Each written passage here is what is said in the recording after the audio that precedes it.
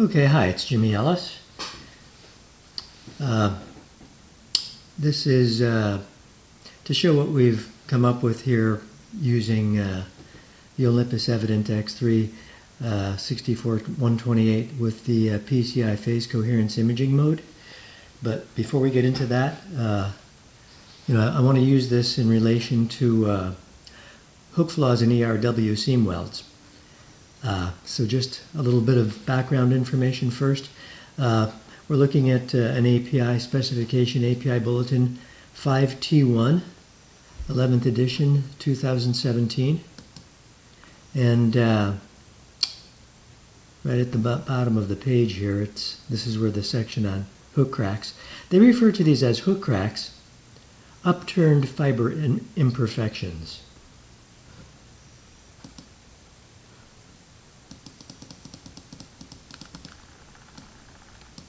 Okay, metal separations resulting from imperfections at the edge of the plate or scalp parallel to the surface which turn toward the ID or OD pipe surface when the edges are upset during welding. Note, imperfection formed by non-metallic inclusions, also known as stringers, and or segregated structures in the strip that turn toward the internal or external pipe surface when the edges are upset during welding. Not sure about the grammatical correctness there, but they're not making a clear distinction between hook cracks and upturned fibers. And they have these illustrations with it. This is a close-up view of this area up here.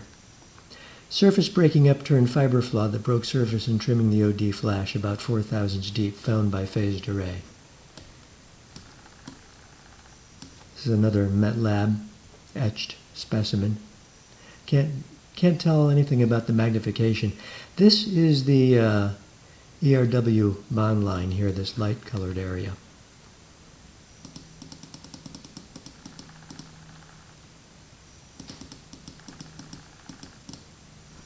All right. And then they have a few more illustrations in the API 5T1 document. Here's a flaw over here. That I think we could call a hook crack. That's definitely crack-like. These two they're both calling cracks, and I won't argue for the time being.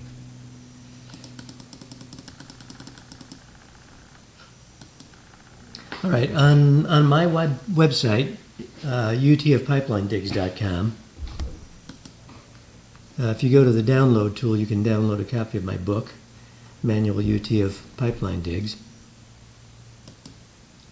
And on page 75, I have this illustration of how ERW seam welds are made. There are a lot of interesting YouTubes of ERW weld process in action, if you wanted to look for that. So it basically starts out as a piece of plate, which plate is rolled material. It's usually rolled in the long direction, so everything is stretched out in that direction. The plate is rolled into a pipe shape, and when it's run into the welding machine, these rollers force the two sides together, and this is what they call the V. This is not the same as a V groove, but this is the V, at the point of welding. And there's some high current at the two contacts that wrap around for the current travel. Anyway, there's heating and there's plastic flow. So there's basically it's a butt joint, a square butt joint. This is what the two members look like before they're brought together. And then they're brought together with basically a squeezing action. And if there was a laminar flaw or a stringer or any kind of an inclusion in one of the members, and it was close enough to the bond line, when they're brought together, there's plastic flow. And the material gets squeezed towards the ID and squeezed towards the OD. And the lamination would be deformed into a hook shape. And then there's some trim tools that run by that try to square off the OD and the ID. So there's really no filler metal. It's an autogenous weld. And there's usually no melting. It's really more like a forging as it's squeezed together and the plastic flow happens. If there was any melting in there in the bond line, that melt would end up to be bad bond. So there really shouldn't be any melting. It's all plastic flow like a forging. And then ultrasonically, you know, they could be bent towards the ID or bent towards the OD. In the upper sketch here, when you're UTing from both sides, from one side, one that's curved towards the ID, it'll look louder near the end of leg 1, as in over here. And when you're looking at it from the other side, it looks louder near the beginning of leg 2. On the other hand, if it was squeezed towards the OD, it would look loudest near the beginning of leg 1 from one side and near the end of leg 2 from the other side. And I think that still holds true whether we're doing a manual UT or phased array, TFM or PCI. Most of the time when we have hook flaws, this is a cartoon of what the mag indications look like. The edges of the weld usually have these contact marks. And then where you have hook flaws, they're usually very straight and distinct, and they could be light, but they're very straight and parallel, and they don't always line up with each other. Whereas I think the lack of fusion, the bond line type flaws, when you get them, they mag up to be really dark. Here's an example of what some of the hook flaws could look like. There's a hook flaw here, here, here, here, here. They're very sharp, very fine, distinct, and they don't necessarily always line up with each other, as opposed to a bond line type flaw, which I think those usually mag up really dark and black. So I did a job once 12 or 14 years ago, and I found quite a few flaws that I had marked up as being lack of fusion. They were straight, linear mag indications in the weld, and I could UT and find those indications. And quite a few of the areas that were flawed were sent out for sampling.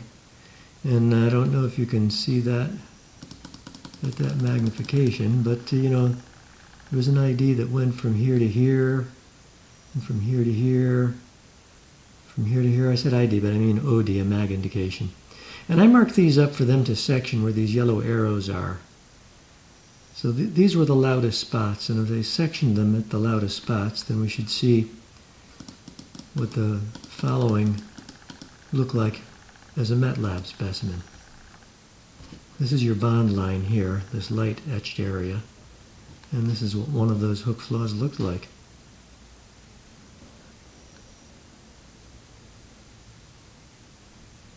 If there was any non-metallic inclusion in there, maybe that material has a different acoustic impedance as the surrounding material, that could possibly transmit some sound through it. It might not be 100% reflective.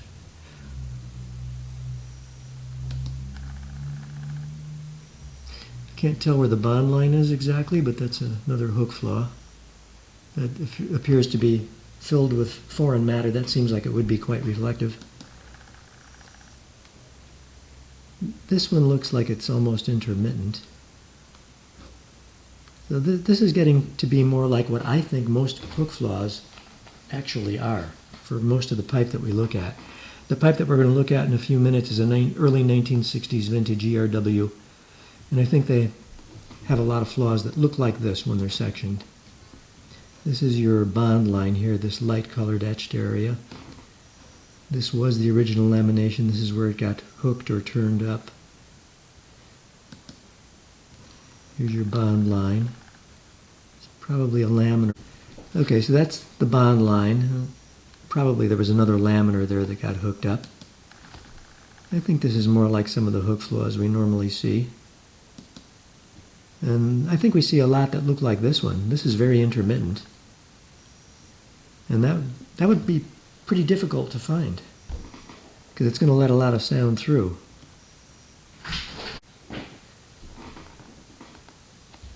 So I think, yeah, a lot of hook flaws might look like this. Or this. They have a lot of funny shapes. Here's the bond line. Another hook flaw. Here's the bond line. Another hook flaw. Another hook flaw. Here's the bond line. And this one, I think you could say that might look a little crack-like in spots. another separate hook flaw. And then just so you have an idea, the pipe that we're going to be working on, if you were to run your finger across that ERW seam weld, which runs right down the middle of the coupon here, it would feel smooth. If you used your thumbnail, you could feel some indentations there. But in making a profile contour, you can't even get any of those needles to go down into that. It's basically flush to the outside surface. And then on the inside, it's hard to see with this shading, but there's definitely some contouring on the inside surface. And let me go back and zoom in a little bit. You know, from here to here, it's a fairly consistent thickness. And from here to here, it's fairly consistent. But from here, it gets thin, and then it gets thick, and then it gets thin. Excuse me. Gets thick, and thick, and then thin again. It's kind of hard to see. If you were to feel in there, it would be more obvious that there's some thickness changes in there.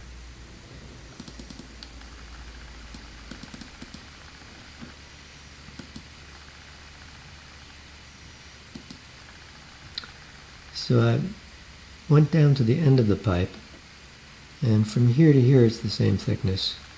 And from here to here it's the same. But you can see it's a little thinner here, a little thicker, and transitions back to the normal thickness. So over a space of from here to here, that's about 7/10 of an inch wide, there's quite a bit of thickness variation on the ID. So if you're using a technique like a 4T wave set, and you're bouncing off the ID, there's going to be a lot of redirection. And the sizing, I don't think, should be as trustworthy. So you have to keep that in mind. All right, and we're going to come back and look at spots on this coupon later that have some mag indications. But what I did was I took some full-length, 36-inch long phased array scans from the 090 side, or when you're looking in the direction of flow, that would be the view shown in the upper right S scan. And I did that best situated for an ID flaw, an OD flaw, and then the same idea from the 270 side, idealized for best positioning for IDs and for ODs. And then I took one of the one scan that seemed to show all the flaws, and I marked them all up. We can use this as a reference map, and we're going to go in and look for the hot spots on these. This is an OD, OD1, OD2, this is an ID, ID1 from here to here, OD3 from here to here, OD2, ID2, ID3, and OD4. So let's go take a look at that pipe. Okay, so here we are at our 10-inch pipe coupon, 10 by 188, 188 wall nominal. It's the actual thickness is 196, and I did some phased array scans on this. And so we're going to look at OD1 first. It's an OD indication. Near OD.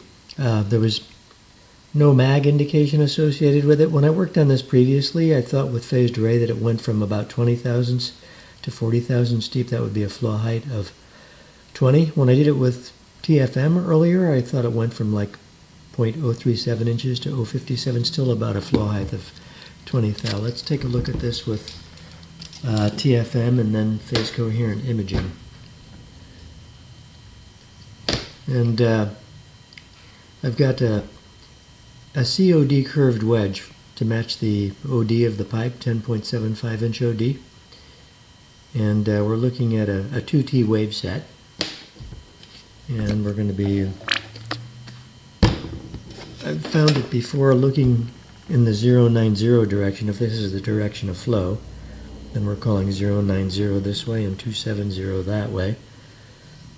And let's see if we can, there we go.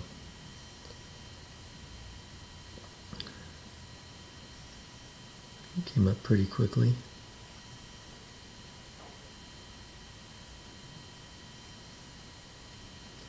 And I had my cursors preset there in the neighborhood here. So right there, so that's going to go from 32 to 52, flaw height of 20, pretty similar to the previous numbers. Let's see how this looks in PCI.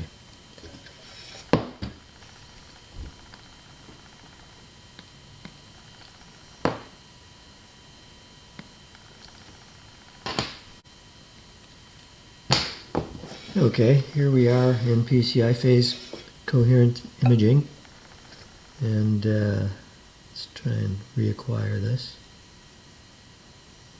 This is looking pretty nice. Alright, so I'm going to pause it there. So, same sizing result from 32 to 52, a flaw height of 20. And this looks great in both TFM and especially, I think, phase coherent imaging. Alright, so our next indication, I've gone ahead and slid the pipe down some. We're down here 12.9 inches. We have this next indication is this one I've called OD2. And we're going to be looking at this area near 12.9. When I did this before, with phased array, I thought it went from about 20 thousandths deep to about 90 for a flaw height of 70. And when I recently did this with TFM, I thought it went from, near OD, close as I can get it to the OD without having a mag indication, from 10 thou to 90 thou for a flaw height of 80. And let's see what we get here now. And we're looking at a 2T wave set. And got this in both directions, so let's try here first in the 090 direction. And I think there's a lot going on here. I'm looking at this stuff here.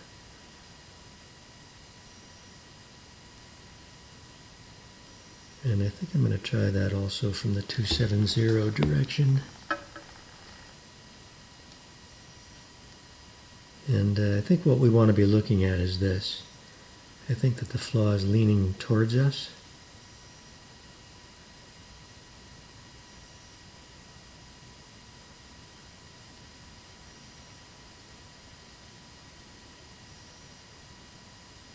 So I think I want to do my sizing here.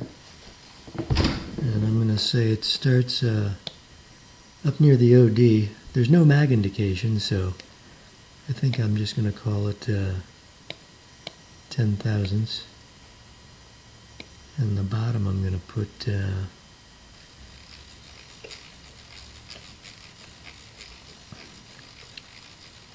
around here. So I think it goes from 10 to 73 for a flaw height of 63. 10 to 73 is 63. All right, let's look at this now in PCI phase coherent imaging.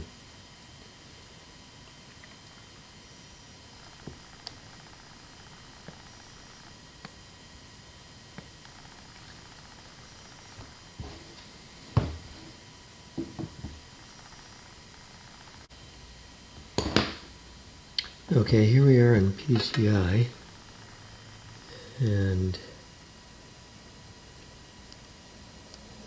see how this looks from the 090 direction.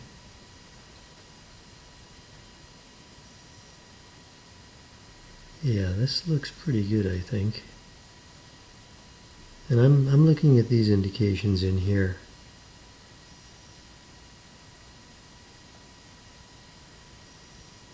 And as I go back and forth, I'm seeing a lot of sparkles in that whole area there.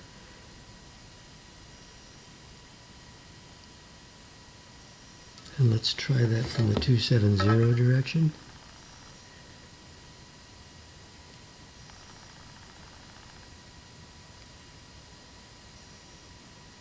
Yeah, to me this looks really great from this direction.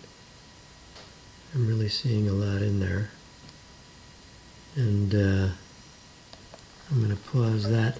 So I can't say exactly how far it goes to the OD. I know there's no mag indication, so I'm going to go ahead and leave that at 10, but I'm really seeing this going down a little lower here now with PCI. So I'm going to say it goes from 10 to 80 for a flaw height of 70.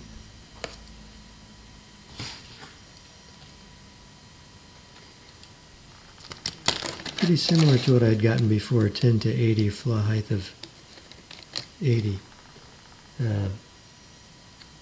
So 10 to 80, flaw height of 70.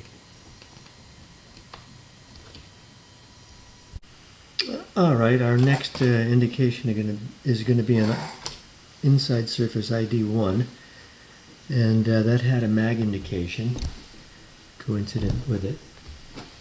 And that's going to be right around here, near 15.7 inches. This is a closer view of the area, and a very close view. All right, so we're going to be looking at this ID1 indication. Loudest at 15.7. We just saw the mag of it, and we're going to start with TFM, and we'll start with 2T from the 090 side. Try to keep my hand out of the way this time. And so we're looking at this stuff here.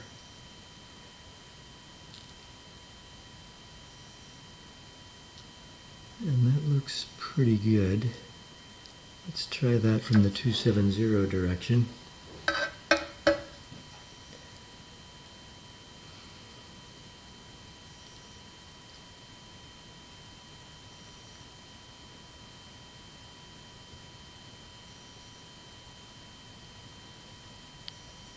Yeah, I like what I'm seeing in here. That's a separate indication. It has nothing to do with this ID. And as I walk it back and forth, I see an indication here that walks with it. So I think I would like to do my sizing from that.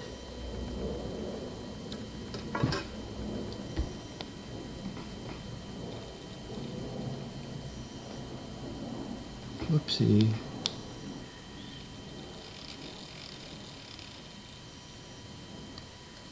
Alright, so looks to go from about 137 to the thickest part is actually at 230 deep. Because I'm going to use a 4T wave set too, I have to chop this off at the single wall thickness of 196. But I'm going to say that this indication goes from here to the ID 137 to 230 for a flaw height of 93.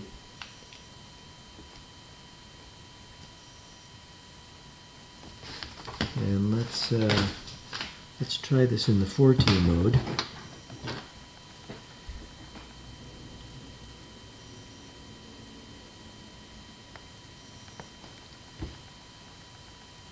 All right, we'll start from the 090 side. Try to keep my hand out of the way.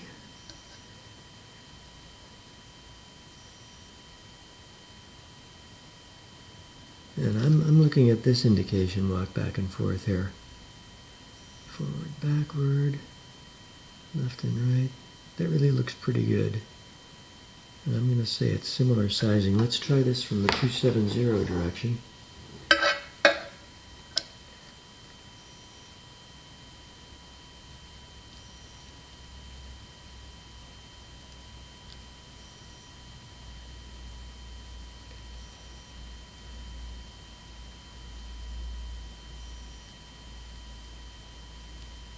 All right, this 4T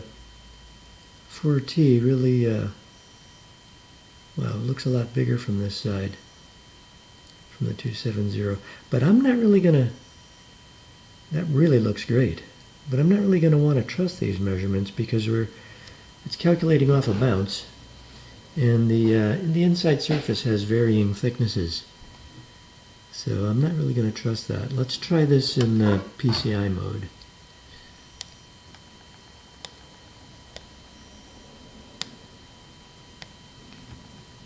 Alright, we're in PCI mode, and why don't we go ahead and start with the 2T wave set from the 090 direction. Try to keep my hand out of the view. Oops, get that out of the way.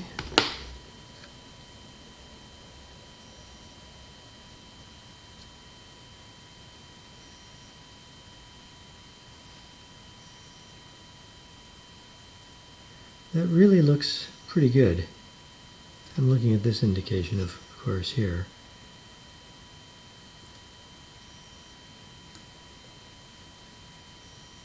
Let's try that from the 270 side.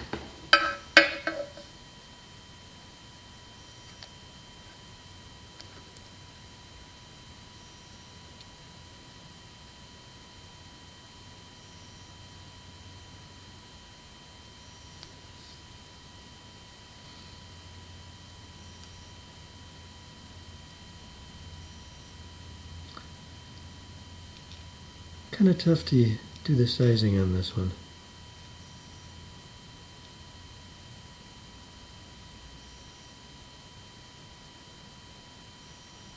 Let's try this in 4T.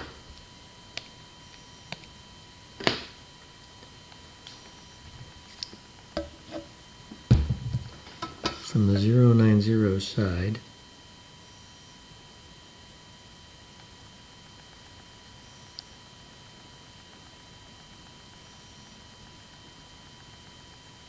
And this is looking pretty spectacular, I think. This is all the stuff from the inside flaw here.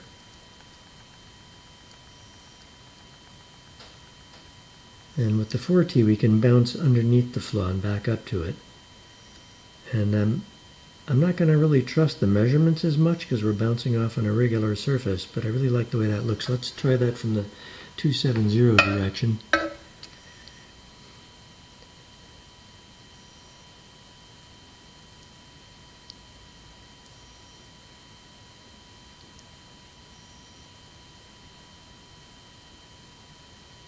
And that really does look really great, I think. We're finding a lot more different ways to bounce into the curved and slanted hook flaw.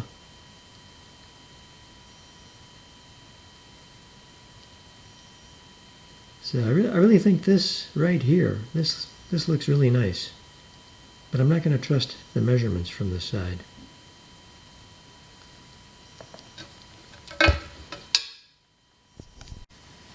Okay, our next indication is going to be OD3, and we're going to go for that loudest spot, which is near 23 inches.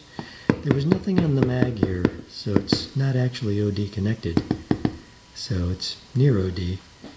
I had previously thought it went from about 20 to 60 thousandths deep for about a flaw height of about 40 thousandths. And let's start with the 2T in TFM from the 090 side, and pretty much right on it right here.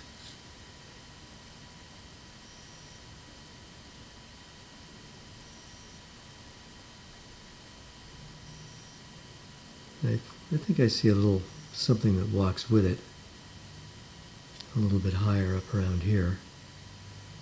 Kind of inconsistent. Let's try that from the 270.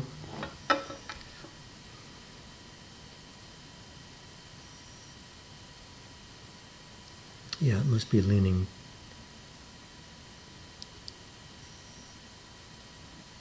towards us somewhat more from this side.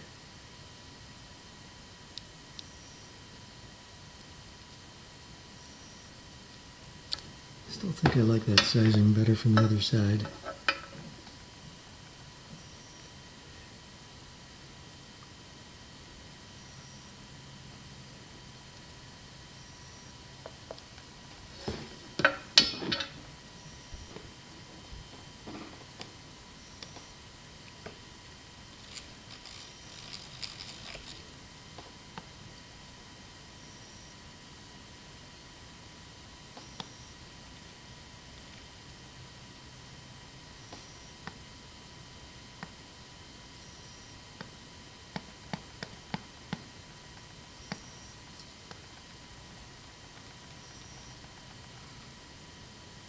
I'm going to go for the middle of that.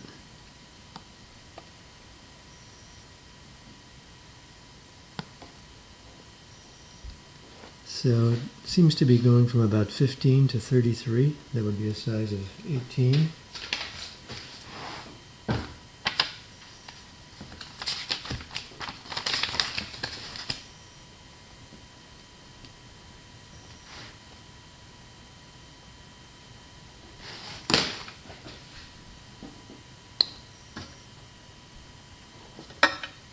And let's try that in phase coherent imaging. Did I do that from 270? I think I did, but I decided to size it over there.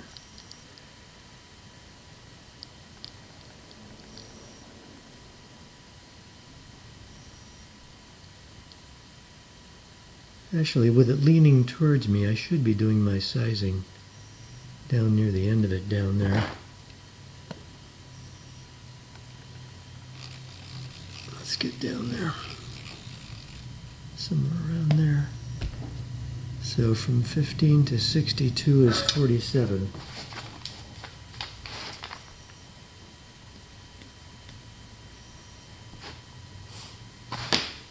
And all right, let's try phase coherent imaging now.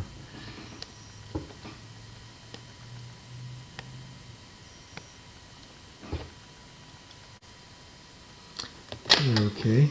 Phase coherent imaging, 2T wave set from the 090 side.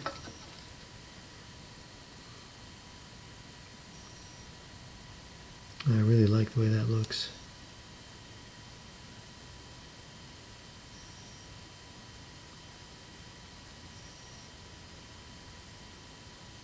Not seeing it as deep as I just did, but let's try this from the 270.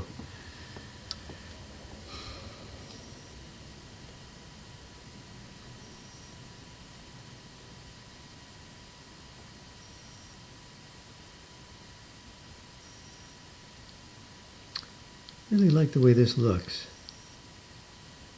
I'm looking in here, of course. And I really like the way that looks.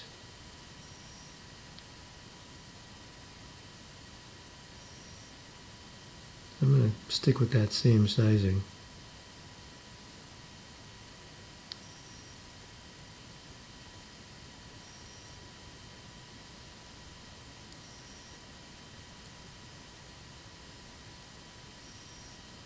Yeah, maybe with phase coherence, I'm going to drop it down a little bit more.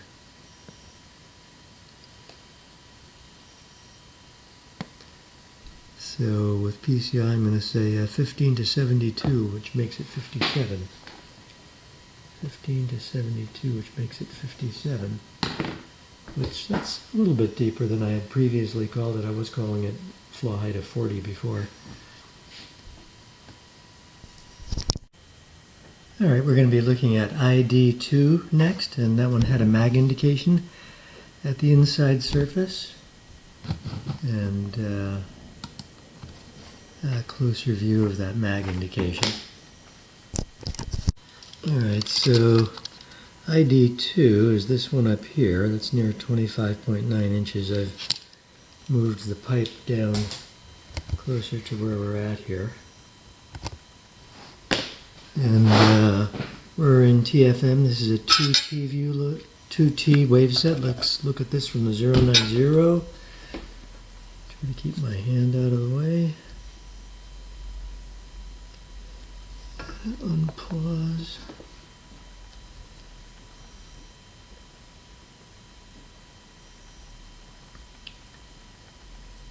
And this is what we're looking at down here.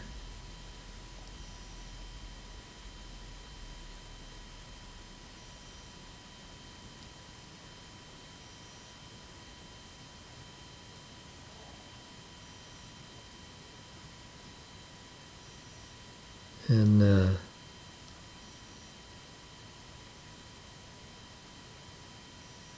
if I use this, I think I might be oversizing it. I'm hoping to see a tip somewhere in here associated with it. but I'm not seeing it from that direction. Let's try from the 270.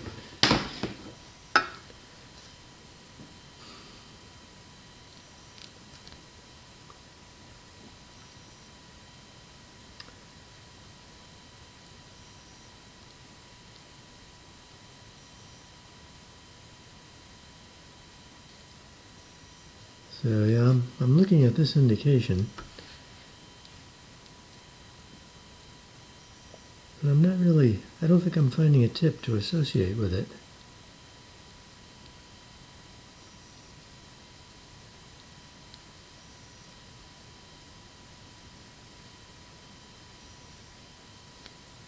I could possibly size it from down near here somewhere, but I'd really like to have a tip to associate with that. Let's try this with phase coherence imaging.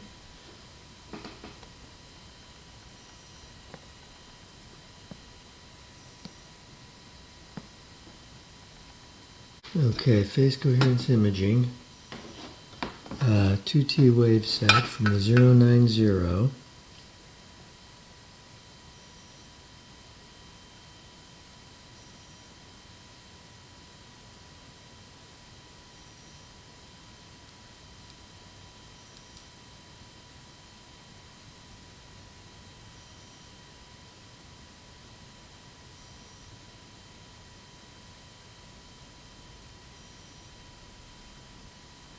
Now, I'm looking at this, of course. I guess I could use that to do some sizing. Let's try this from 270.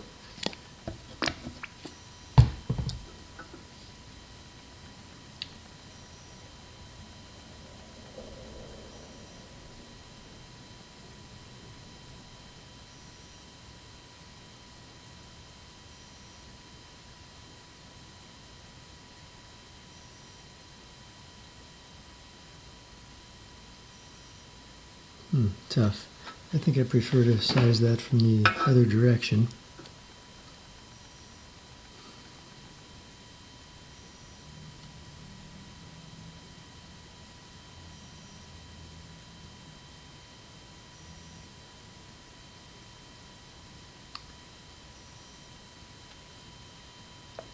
So let's take that there.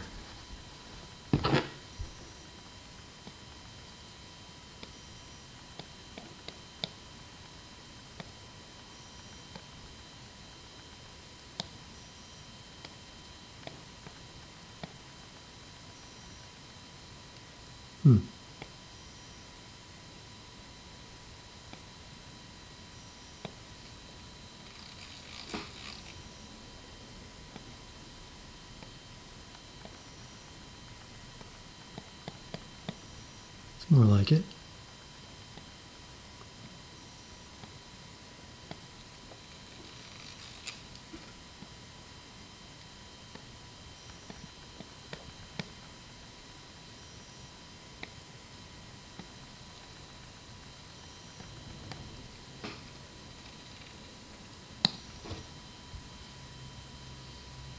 All right, I'm going to say it goes from 175 to 230.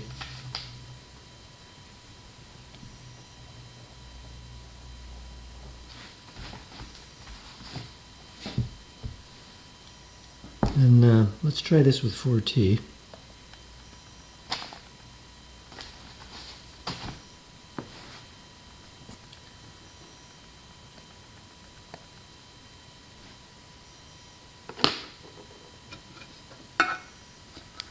From the 090 direction. I really like what I'm seeing there, this stuff here. I think that really looks spectacular. But again, if I'm using 4T, I'm not going to be able to trust my bounces off the ID because it's bouncing off varying thicknesses. But that really looks nice. Let's try that from the 270 direction.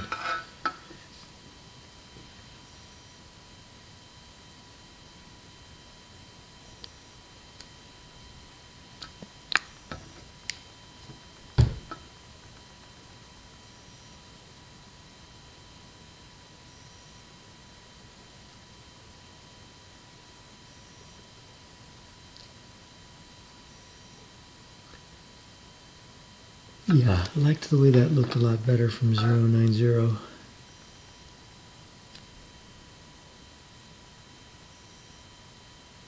And I think that looks really spectacular. There's a lot of little different facets that were bouncing off that hook flaw. But because we're bouncing off an uneven surface on the ID, I'm not sure I can trust that for taking measurements. So I'm going to go with what we had. I think that looks pretty spectacular, though, for a hook flaw.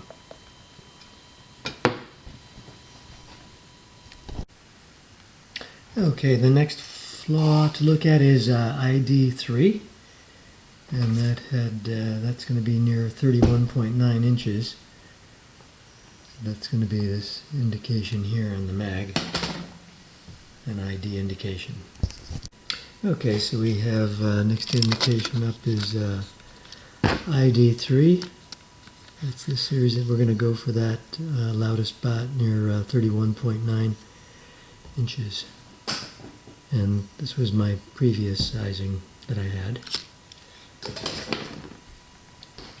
And let's see, we're in TFM, 2T wave set. Try to keep my hand out of the way here.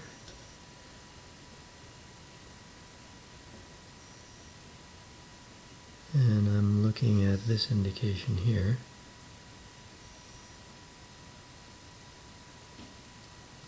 I see some other very tiny indications cropping up, but I don't think they're associated with that. Let's try it from the 270 side.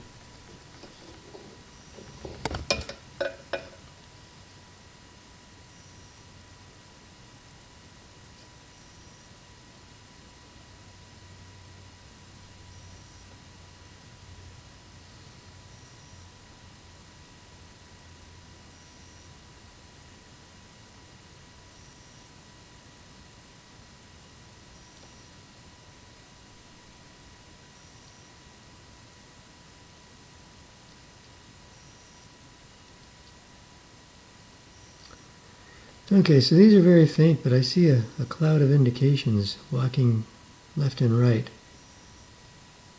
with a corner-related signal.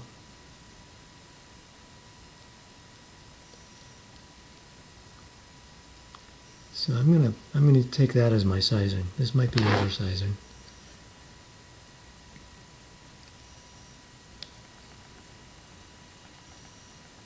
Right to there. So 142 to 230.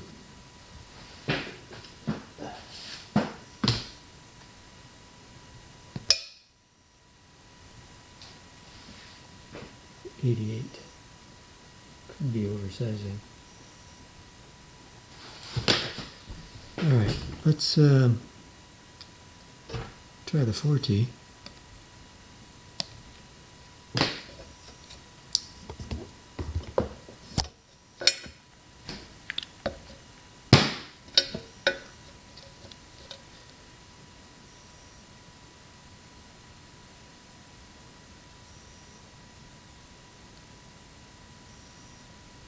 I like the way that looks. I like that a lot. It's 4T though, so I don't know if I want to trust that for sizing. But it doesn't really conflict with what I had before. Alright, let's try that from the 270 side. This is still TFM. The 4T wave set. So I'm going to stick with that sizing that I had, I think. Alright, let's try phase coherence.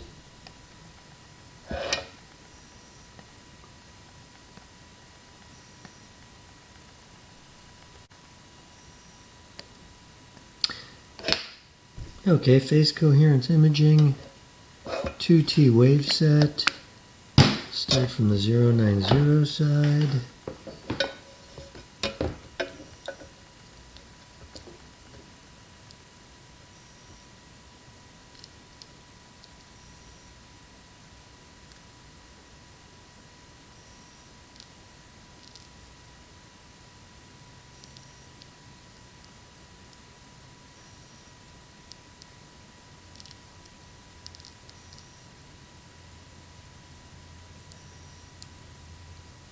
interesting. I don't think it makes it look as deep as I had called it.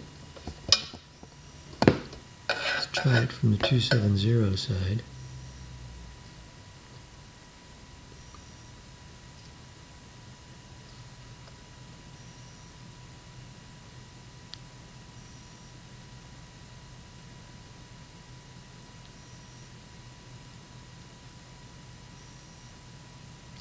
Interesting, but I don't think I see it as deep as I had called it with TFM. Alright, let's try this with the 4T wave set.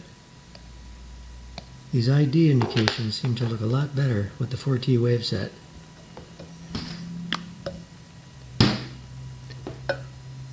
Okay, PCI 4T from the 090. Yeah, that really does look awesome. I'm looking at this, of course. That really does look great.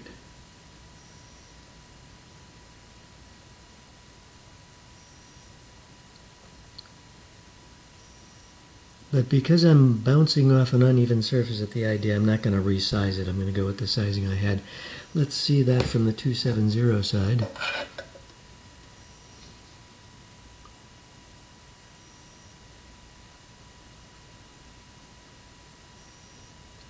Side to side, forward and backward. Yeah, I really like the way this looked with this phase coherence imaging, especially from this 090 side.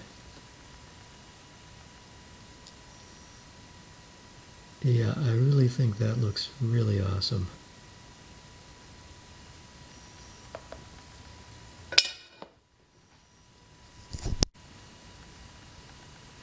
Okay, this is our last indication on this coupon. OD4. It's at 34.8 inches right here. There was no mag indication, so it's not OD, it's near OD. And when I have done this before, I thought it was 20 or 30 thousandths flaw height near OD. And let's see here, we're on TFM, 2T wave set. Let's look at it from the 090. Get my hand out of the way. And there it is right there, near OD.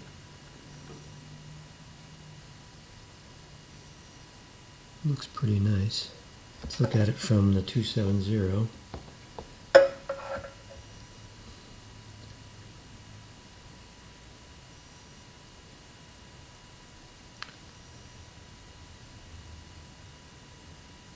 Yeah, so it must be leaning towards me.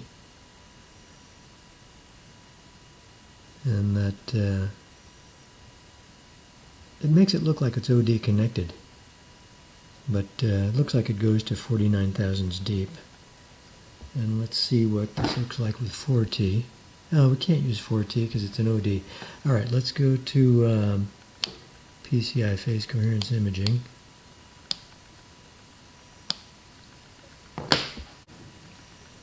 Okay, phase coherence imaging, 2T wave set from the 090 side.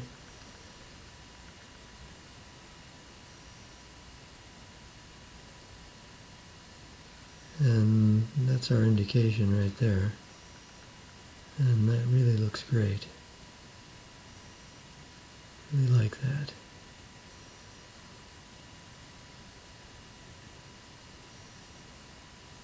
Alright, let's try that from 270.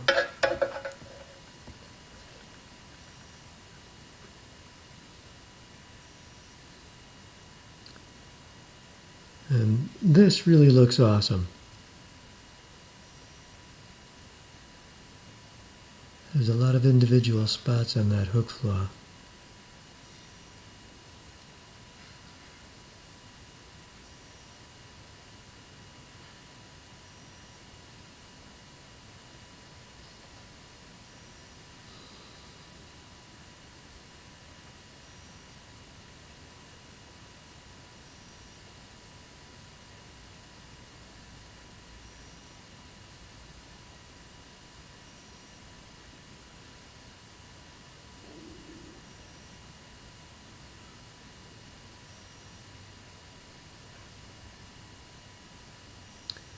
So I want to call it right there between the green and red cursors, right where I have it.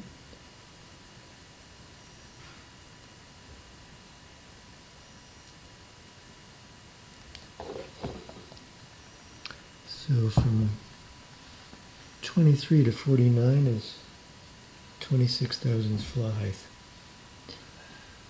Alright, so that's the end of those. Okay, in closing, thanks for sticking with me here. I've been doing ERW hook flaws for about 25 years, and I'll be the first to say that they're very difficult to do. But I think the TFM really helped in the sizing, and the phase coherence imaging, I think that really helped in the sizing a lot, made them look a lot better. Other things that I think are helpful is having some good UT beforehand with some phased array or manual UT, so you have a good idea of what's already in there. And to use the TFM and PCI to help with the sizing. I think that's really a nice way to use it. And also it was very useful to have the curved wedges. I have not been a big fan of that, but I could really see the benefit of it now. That really looked nice. And I think I would like to thank a few people. I'd like to thank Jeremy Crispino for suggesting that I look into phase coherence imaging. I'd like to thank Mike Redmond for letting me use this nice coupon with these nice typical ERW flaws in it. I'd like to thank Emily Peliquin for arranging for me to get access to the X3 64128, and I'd like to thank Mitch Alexander and Cody Ryan for making that happen. So thank you for sticking with me, and see you again soon. Bye-bye.